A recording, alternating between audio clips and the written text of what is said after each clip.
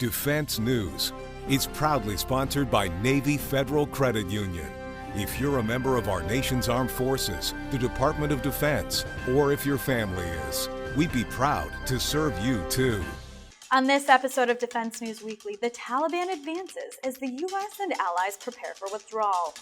Plus, as Lebanon grows its navy, it carefully picks an expansion strategy. Our Middle East correspondent has more. And want to take a long break from the Army? A fledgling program lets you take a 3-year sabbatical, but you owe Uncle Sam for the time off. It's the latest in news and analysis from the Pentagon to the platoon, here on Defense News Weekly.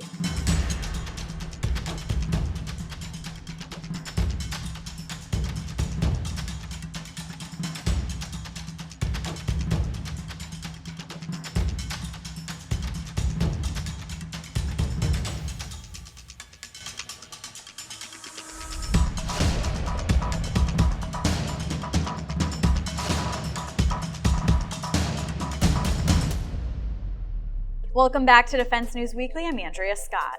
There is a ton of news to get to this week, starting in Afghanistan.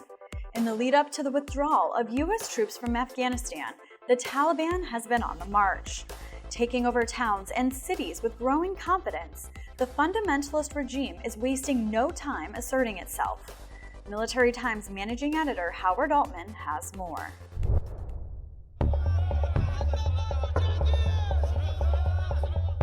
As the U.S. and coalition forces are on their way out of Afghanistan, the Taliban is making inroads across the country. The UN has reported that there's about 50 districts that are contested out of about 370, and maybe even more as U.S. troops and coalition partners leave the nation. By the July 4th weekend, the iconic Bagram Air Base, a key hub of U.S. and coalition power in Afghanistan, will likely be turned over completely to Afghan forces. And that is another sign that the Afghan troops, Afghan security personnel, are on their own. Immediately after the withdrawal, or as the withdrawal started, the main impact was psychological impact. And then there was actual impact as well, because Afghanistan security forces dependent on the support from the US or NATO, air support or transportation or intelligence and all of that. So the part of that support will not be there anymore. For the past 20 years, U.S. forces and coalition partners have been in Afghanistan to keep the Taliban at bay. Recently, a Taliban fighter was seen taking a selfie in Mazar-e-Sharif, one of the first cities recaptured in 2001. Now the Taliban is back. It's a real indication that the Taliban is sweeping across the nation, and the Afghan security personnel are going to have a real fight on their hands, a real struggle to survive. The violence remains too high, and we're all aware of the security situation in Afghanistan. I think you saw General Miller speak to that earlier today. Concerns over the security situation there. What we want to see, what we'd like to see, is the Taliban return to the peace process in a credible way. And as we see events on the ground unfold, it certainly calls into question the sincerity of their efforts to be a legitimate, credible participant in the peace process. That's really the right future for Afghanistan, as a political process that leads to a negotiated settlement. As all this is happening, President Joe Biden met with Afghan President Ghani and promised continued U.S. support for Afghanistan, but that support will not be on the ground in Afghanistan. U.S. military leaders have said that any kind of support for Afghan forces will be over the horizon from other countries. Marine Corps General Kenneth McKenzie Jr., the head of U.S. Central Command, recently told me that the only way that U.S. forces would engage on the ground in Afghanistan is if U.S. national security interests were on the line and Afghan forces could not stop the Taliban or ISIS-K from threatening the U.S. The partnership between Afghanistan and the United States is not ending. It's going to be sustained, and our troops may be leaving, but support for Afghanistan is not ending in terms of support and maintenance of their helping maintain their military as well as economic and political support. Just for your information, today, the Afghan Defense and Security Forces have retaken 6 districts, both in the south and the north. It's showing our determination. So I hope that nobody does the Bernard Shaw on us, exaggerating our debt before something has happened.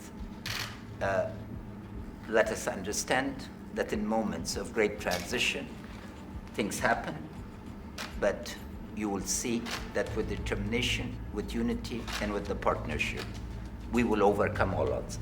As the U.S. and coalition partners pull out of Afghanistan, the Afghan government is arming militias to help augment the Afghan National Security Forces in the fight against the Taliban and ISIS-K. سالها و سالها به خاطر آرامش ما، به خاطر همین جامعه ما، به خاطر فرهنگ ما خون دادن، قربانی دادن و امروز برای ماست که ما باید از او پاسداری بکنیم. در این حالت خراب و وخیم که 42 کشور خارجی امروز برآمده. Several U.S. presidential administrations have tried to leave the Middle East, but the problems there remain dangerous and volatile and in many ways intractable. U.S. Central Command, which oversees military operations in that region, will continue to be very busy as U.S. forces remain in the region and counter influence from Iran. We'll be tracking all this as it develops. For Military Times, this is Managing Editor Howard Altman. That's it from the military side of the house this week. When we come back, our Middle East correspondent looks at the expansion of Lebanon's Navy and the U.S. MOL's F-16 sales to the Philippines.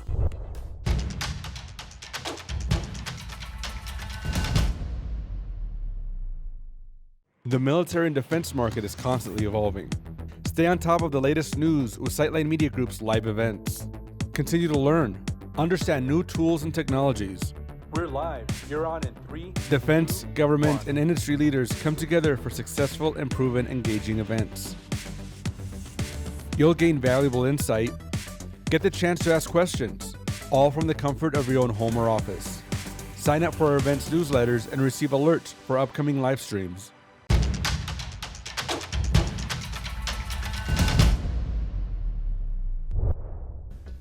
Lebanon has ambitions that may shape the way it grows its Navy. Defense News Middle East correspondent Agnes Al-Helu has been covering this story, and I recently caught up with her to learn more.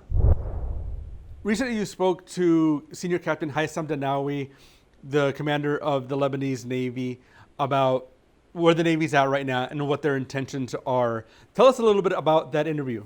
So of course, as Lebanon is imminent on exploring the oil in the Mediterranean, so the Navy has increased its plans to secure the borders, and they have multiple projects they are working on to secure the 150 miles naval border, which is the only one we have in the country. One of these projects is to have a radar network along the coastline, and also they are working on installation of higher capacity radars as well as thermal cameras. Also, they're working on another project, which is founding a new naval base in Beirut. This naval base will have a search and rescue center inside it. Captain Danawi told us that it will take only 1 year to end up this naval base. So the inauguration will be next year, hopefully. Also, the Navy is working very hardly to procure or get offshore patrol vessels in order to increase its operational readiness and to take out of service the very old vessels it has, which are not very much. They are less than 7 offshore patrol vessels. And the face of the Navy itself might change in Lebanon because the country has interest in exploring oil. Tell me a little bit about how that would shift people and equipment. Exactly. This is a very major step for the whole country, not only for the Navy, but the Lebanese Navy is working on procuring or on getting offshore patrol vessels. So by next year, 2022, the Lebanese Navy will receive 3 Protector class offshore patrol vessels from the United States of America. And also the Lebanese Navy will get, or it is in the latest phases of discussion, to procure 4 offshore patrol vessels, which are big ones, 65 or 75 meters, is negotiating this with France. So all in all, there are 7 offshore patrol vessels to the Lebanese Navy, 3 next year, and hopefully the other 4 after 3 years. So it will have at least double its operational readiness and capabilities. And let's say they do go to exploring a lot of oil. Is the Navy going to have to use those ships for security or for search and rescue? They will have multiple purposes, multiple roles, and they will be used to secure the borders. Also, they will be equipped with specific armament and arms like machine guns, etc. So they will be mainly for security purposes. And let's shift from the sea to the land, where the Lebanese government received 100 vehicles from the Chinese government. Agnes, tell me a little bit about those vehicles. Okay, as Lebanon is working on expanding its fleets and increasing its operational readiness in all services, whether air force, which we spoke earlier about, naval force, which we have just spoken about, and also the land forces inside the country and on the borders. Lebanon has 3 land borders. So to increase these capabilities, Lebanon is working on procuring or getting as much 8 land vehicles as possible. From these 8, China has donated 100 vehicles, military vehicles, to the Lebanese armed forces. These vehicles are 40 of them are Sino trucks, and 60 of them are jeeps. These jeeps are not armed, but Defense News asked the experts in the country whether there's a geopolitical stance to move from Western armament to Eastern armaments, and all of them had assured that there is no such thing, noting that the jeeps are not armed in the first place, and noting that also this is just a donation from China to Lebanon. It is worth noting here that the majority of the Lebanese arms are from Western sources, so there's no such a shift. It's just a donation, nothing more. There seems to be a lot of interest in making sure the Lebanese military is up to par. What's the strategic purpose of that? The increased interest is just has 2 parts. First, to secure the borders, whether land or naval borders, and second, it is because Lebanon is imminent on oil exploration. So procuring vessels and adding more land vehicles for mobility, transportation, etc., will help in these attempts by the Lebanese armed forces. Agnes, your coverage of the Lebanese Navy and the Lebanese military has a lot of exclusives. You're updating it all the time on defensenews.com, where people can go and read it. Agnes, thanks again for joining us this week. Thanks for having me, Daniel. You can read more of Agnes's coverage at defensenews.com. And now for industry headlines. The U.S. Navy has awarded Sikorsky a contract to build 9 more CH-53 King Stallion heavy lift helicopters, with language added into the contract to continue bringing down the cost of the aircraft as the firm gains production experience. Naval Air Systems Command announced that the contract includes nearly $879 million for 9 helicopters, as well as an option that would buy 9 more helos for $853 million. NAVAIR says the main contract brings the cost of the Sikorsky's portion of the helicopter down to $97.6 million apiece, and the second contract will reduce that to $94.7 million apiece. This cost does not include the engine or other government-furnished equipment. The cost per helicopter under the most recent contract appears to be about $102.1 million. The initial contract increases the number of CH-53Ks on contract to be 33. The 9 aircraft are expected to be delivered in 2024. The U.S. State Department has paved the way for the Philippines to potentially acquire Lockheed Martin F-16 Fighting Falcon multi-role fighter jets and associated weapons as the U.S. ally moves towards a decision for a key component of its military modernization program. The Defense Security Cooperation Agency, or DSCA, notification announced that it cleared the Southeast Asian nation to buy 10 F-16C aircraft, 2 F-16D aircraft, those are two-seaters, 15 Northrop Grumman scalable agile beam radars, 24 Raytheon air-to-air missiles, and several bombs, as well as associated equipment for the jets. DSCA notifications do not serve as a guarantee that the sales will happen. Once the sale is approved by Congress, the foreign customer can negotiate the price and quantity, both of which can change. DSCA has cleared the Philippines to buy several other items, including 12 Boeing Harpoon anti-ship missiles. Those missiles are noteworthy because of the Philippines' involvement with several standoffs against China over disputed islands in the South China Sea. The Chinese Coast Guard and maritime militias have previously harassed Philippine civilian vessels in the area. And those are your defense industry headlines this week. When we return, personal finance expert Jeanette Mack gives us tips on transitioning from a debit card to a credit card.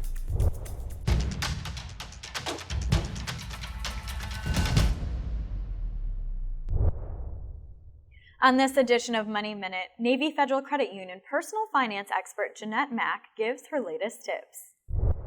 Going from using a debit card to a credit card for everyday spending can be a really wise move. When you're making the transition, there are some things you'll need to know and do to stay on the right side of your money. There are tons of credit cards, so it's going to be important to choose one that works for the way you spend and what you spend on. Basically, you need one that rewards you for the things you regularly buy. The idea is to keep your spending to your normal daily expenses, so you're earning valuable points and perks while keeping your balance to a manageable monthly amount. Most importantly, having lots of available credit isn't a license to go shopping crazy. If you doubt your own discipline, maybe ease into it. It's important not to bite off more than you can chew with your newfound credit. Just stay sensible and within your normal budget. That also means knowing your credit limit and aiming to pay your total balance every month if you can. At the very least, you should pay the minimum required payment. But more is always better. Setting up an automatic payment from your checking account helps keep you on time and on track. Credit cards are awesome for building credit, managing your spending, and even saving you money with rewards and cash back. If you're ready to make the shift from debit to credit, you can always talk to your financial institution. Then go for it. Your rewards await.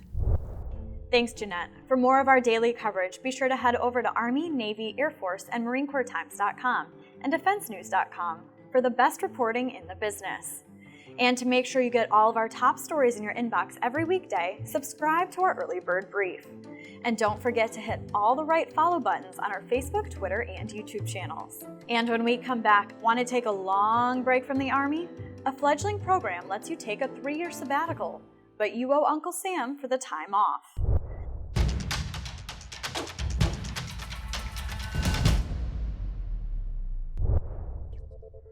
Next, want to take a break from the Army? Like a really long break? Like a 3-year break?